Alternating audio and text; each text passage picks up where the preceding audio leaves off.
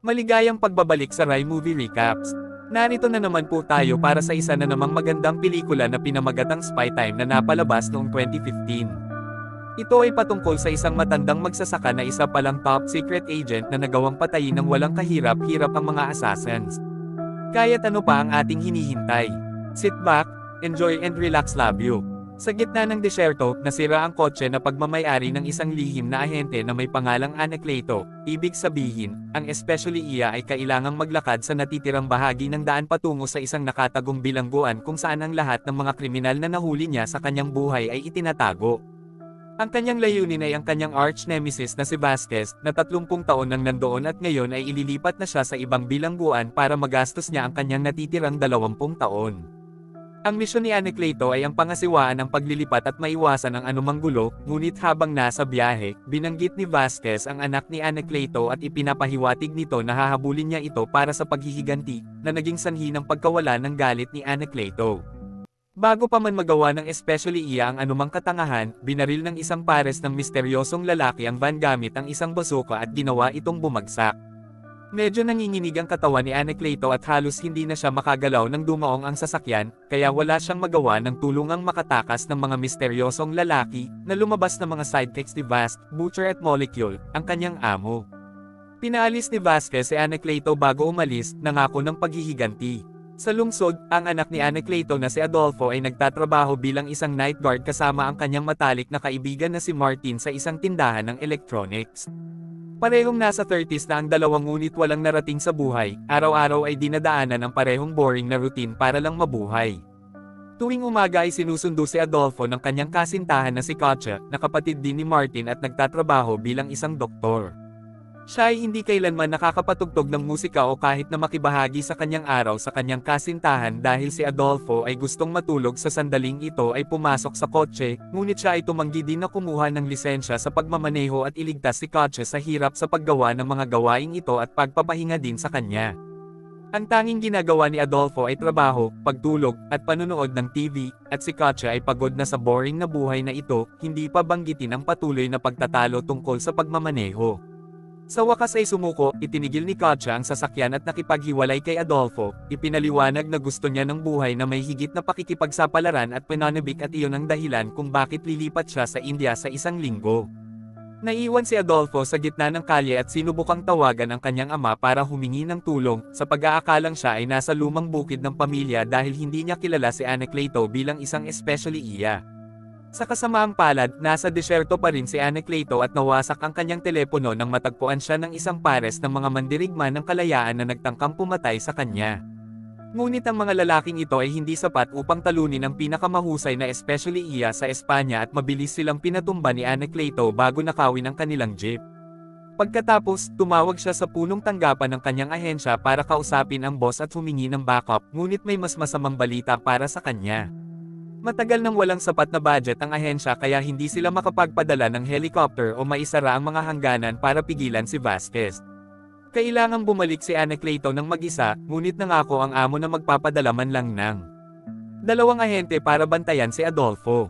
Speaking of Adolfo, kinagabihan ay kinaladkad siya ni Martin sa isang bar para subukang pasayahin siya ng hindi nagtagumpay.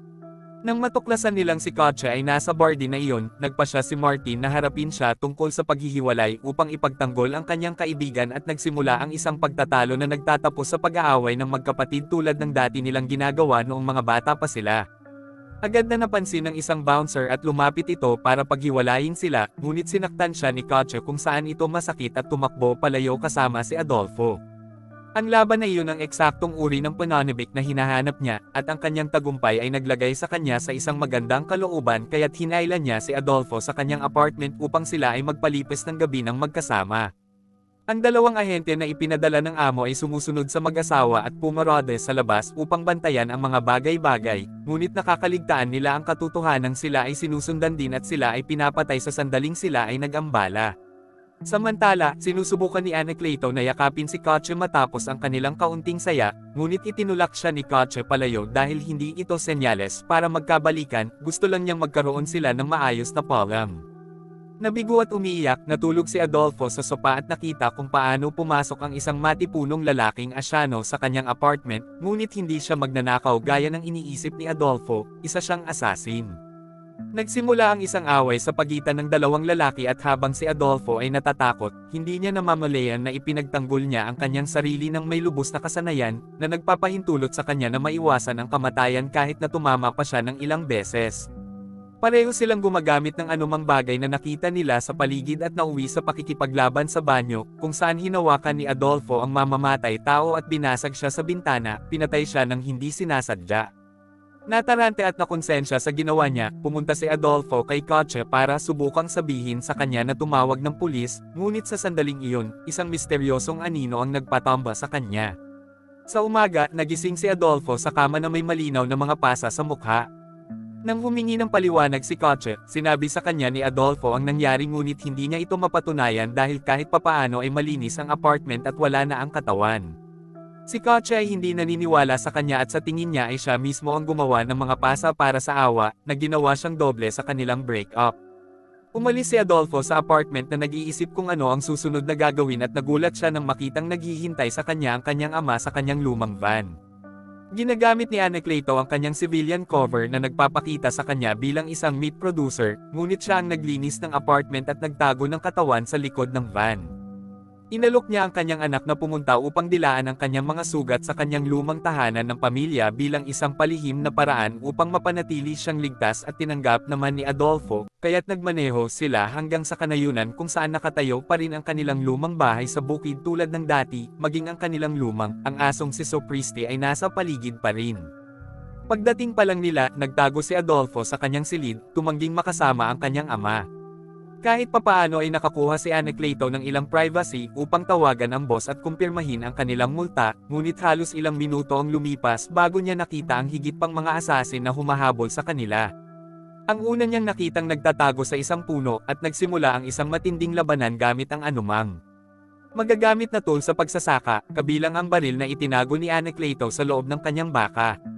Sa bandang huli ay hindi na nila napigilan ang labanan sa paglipat sa loob ng bahay, kung saan sinubukan ni Anacleto ang lahat ng kanyang makakaya na itago ang sekreto kay Adolfo sa pamamagitan ng pagtatago ng assassin sa kusina, ngunit patuloy na bumabalik si Adolfo upang maghanap ng mga merienda na walang mga mani dahil siya ay allergy at sa huli ay natagpuan ng kanyang ama ang paglalagay ng assassin sa hilingan ng karne.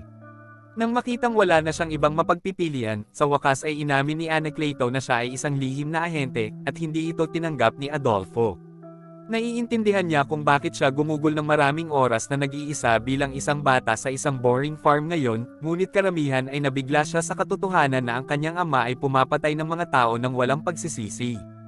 Ang kanilang pagtatalo ay biglang naputol sa pagdating ng higit pang mga Alipores de Vasquez na nagpaputok sa labas ng bahay.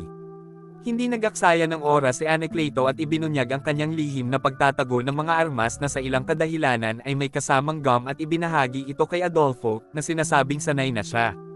Habang bumabalik sa kanyang isipan ang mga flashback ng kanyang pagkabata, napagtanto ni Adolfo na ang mga larong pinagdaanan ni Anacleto sa kanya ay talagang pagsasanay, na nagpapaliwanag kung paano niya nagawang labanan ang assassin na pumasok sa kanyang apartment nang hindi sinasadya.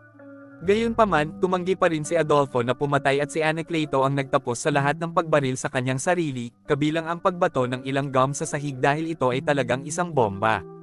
Ang lahat ng mga Alipores ay namamatay nang hindi hinawakan si Anacleto o ang kanyang anak, ngunit ang isa na nagtatapos sa pag-activate ng bomba nang hindi sinasadya ay si Sopristi, na namatay sa pagsabog.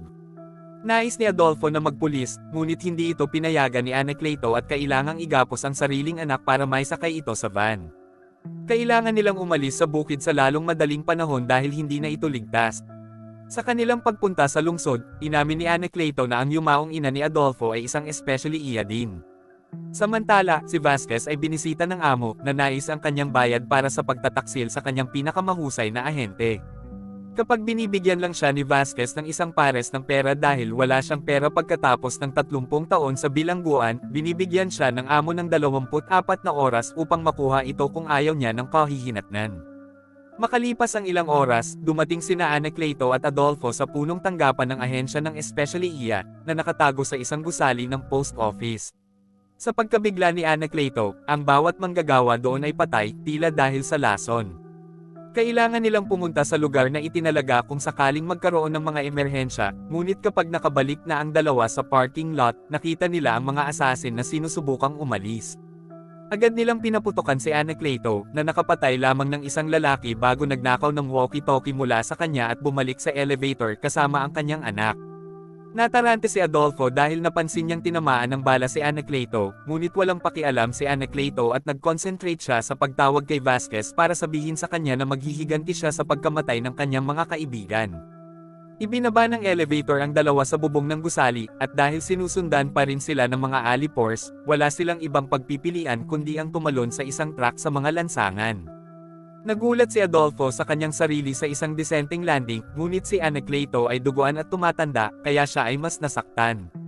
Tumanggi siyang pumunta sa ospital dahil delikado, ibig sabihin ay kailangan siyang kalagkarin ni Adolfo sa bahay ni Coche para humingi ng tulong. Hindi sigurado si Coche kung paniniwalaan ang kwento ng secret agent, ngunit hindi umalis si Adolfo at nagiging curious ang kanyang mga magulang, dahilan para isugod niya sina Adolfo at Anacleto sa kanyang silid habang nagkukunwaring kasama lang niya si Adolfo na nagpapasaya. Nagiging awkward ito kapag kailangan ni Coche ng taong tutulong kay Adolfo na pigilan si Anacleto habang inaalagaan niya ang sugat nito at hinihila rin si Martin papunta sa kanyang silid, kaya iniisip ng kanyang mga magulang na maaaring masyadong liberal ang kanilang mga anak. Makalipas ang ilang sandali, pagkatapos makatulog sina Adolfo at Martin, pinagalitan ni Cote si Anacleto dahil sa pagtatago ng kanyang buhay sa kanyang sariling anak, sinisisi siya sa ginawa niyang pagiging boring na tao kay Adolfo sa pamamagitan ng pagpapanatili sa kanya sa bukid. Samantala si Vasquez ay nakatanggap ng impormasyon tungkol sa lokasyon ni Anacleto at ipinadala si Butcher at Molecule sa kanya. Kinaumagahan, nagising sina Adolfo, Cote, at Martin upang matuklasan na si Anacleto ay naghanda ng almusal at naglagay ng truth serum sa orange juice upang tanungin ang KTAs matapos aksidenteng ipagtapat ng lahat ang ilang nakakahiyang mga lihim. Inamin ng ina na siya ay nagbebenta ng impormasyon kay Vasquez sa loob ng 2 taon at napapunta na sa apartment ang mga alipors. Ang grupo ay lumabas sa bintana gamit ang fire escape, at habang si Anacleto ay nananatiling pabalik upang bumaril sa kaaway, sina Martin, Adolfo at Katya ay tumakas. Nagawa ni Adolfo na mag-alok ng magandang laban gamit ang mga diskarteng itinuro sa kanya ng kanyang ama, ngunit walang kamao ang sapat upang pigilan ang taser ni Molecule na nagpatomba kay Adolfo habang kinukuha ni Butcher si Katya. Dinala ang mag-asawa sa hideout ni Vasquez, kung saan sinaktan niya ang mata ni Katie para umamin si Adolfo kung saan pumayag siyang makipagkita sa kanyang ama. Ang tagpuan ay ang istasyon ng tren, kung saan nakikipagkita sina Anacleto at Martin kay Ameno, isang ahente na nagtatrabaho ng palihim bilang palaboy at nakikipag-ugnayan sa kanila sa amo, na buhay pa. Gayunpaman, maraming beses na nakipaglaro ng mga baraha si Anacleto sa amo at nakikilala niya ang kanyang nagsisinungaling na mukha, kaya binaril niya ito kapag nahulaan niyang katrabaho na niya si Vasquez sa lahat ng panahon, kasama ang pagbibigay sa Molecule at Butcher ng ruta ng van para sa prison break. Ang dahilan nito ay alam niyang malapit nang magsara ang ahensya dahil sa kakulangan ng budget at gusto niyang lumikha ng isang misyon na sapat na upang ipakita na kailangan sila. Hindi nagsisinungaling ang amo kapag sinabi niyang hindi niya alam kung nasaan si Adolfo, kaya iniwan siya ni Anacleto sa relo ni Jimeno habang kinukuha niya ang ilang nakatagong baril na ibinahagi niya kay Martin, na aksidenteng nabaril ang sarili niyang paa. Biglang nagsimulang tumakbo palabas ng istasyon ng mga sibilyan sa takot nang makita nila ang pagdating ni Coche at Adolfo, na pinagsama ng bomba. Isang bata ang lumapit kay Anacleto para bigyan siya ng teleponong ipinadala ni Vasquez, na nagpapaliwanag na ang tanging paraan para hindi paganahin ang bomba ay ang pigilan ng puso ni Adolfo. Ang pagpindot sa anumang bagay ay gagawing mas mabilis itong sumabog. Isang bomb squad ang ipinadala ng pulisya ngunit wala silang mahanap na solusyon, kaya hiniling ni Anacleto na umalis ang lahat upang magkaroon ng ilang sandali kasama ang kanyang anak. Habang ginuginitin nila ang mga lumang araw na magkasama, inamin ni Anacleto na hindi siya naging ganito kitikot mula nang magka-allergy ang kanyang yumaong asawa sa mga mani dahil wala siyang magagawa laban doon, hindi tulad ng mga aktwal na kontrabida na maaari niyang masuntok. Ang memoryang ito ay nagbibigay sa kanya ng ideya, kaya nagmamadali si Anacleto na kumuha ng ilang mani mula sa isang makina at isang epinephrine injection mula sa emergency team. Ang plano ay bigyan si Adolfo ng anaphylactic shock para tumigil ang kanyang puso, maalis ang bomba, at maibalik siya kasama ang iniksyon at CPR. Takot na takot si Adolfo ngunit ginawa niya ito, at sa sandaling mapatay ang bomba, ang pinagsamang pagsisikap ni Coche at Anacleto ay bumuhay sa kanya ng ligtas. Hindi pa tapos ang misyon, sigurado si Anacleto na nasa gusali pa rin si Vasquez at tama siya, nakabihis na siya bilang bahagi ng bomb squad. Hinabol niya ang kanyang kaaway ng walang pag-aalinlangan at nagpasya si Adolfo na sumama sa kanya upang tumulong dahil siya ay nasaktan, nakatanggap ng isang halik mula kay Kotse para sa swerte. Nahanap ni Anacleto at Adolfo ang mga masasamang tao sa parking lot kung saan sinubukan ni Vasquez na magtago sa isang kotse habang nagpaputok si Molecule. Sa pagkakataong ito, hindi na nagdududa si Adolfo at pinatay siya ng walang pagsisisi. Sasanduan din sila ni Butcher, kaya pumasok si Anacleto sa opisina ng gwardya upang kunin ang isang bungkos ng mga susi ng kotse at gamitin ang mga butones upang buksan ang mga pinto sa mga random na sasakyan mula sa malayo na epektibong nanlilinlang kay Butcher upang barilin sila palayo sa kanila. Sa kasamaang palad, nakita pa rin siya ni Butcher nang siya ay tumalikod at nagawa niyang matamaan ng bala si Anacleto, na naging dahilan upang kaladkarin ni Adolfo ang kanyang ama sa isang kotse at hilingin sa kanya na turuan siyang magmaneho sa lugar. Si Adolfo ay isang kakilakilabot na driver na hindi alam kung ano ang kanyang ginagawa, ngunit hindi bababa sa ang kakulaita na ito ay nagtatapos sa hindi sinasadyang pagkakabagsak niya kay Butcher sa isang pader. Sa sandaling iyon, nagpakita si Vasquez sa isang van at nagmamaneho patungo sa kanila na may layuning pumatay, kaya mabilis na bumaba si Anacleto sa kotse, ngunit ang seatbelt ni Adolfo ay naipit. Desperado na iligtas ang kanyang anak, pinutol ni Anacleto ang seatbelt gamit ang isang bala at itinulak si Adolfo palabas, na sa halip ay natama ng van. Umiiyak, kinandang ni Adolfo ang kanyang ama sa kanyang mga bisig habang sinasabi ni Anacleto ang kanyang mga huling salita, humingi siya ng paumanhin sa kaawa-awang pagkabata na ibinigay niya, at sinabi kay Adolfo na ipinagmamalaki niya siya. Si Vasquez ay buhay pa at tumatakbo palabas ng parking lot, kaya kinuha ni Adolfo ang baril ni Anacleto at hinabol siya.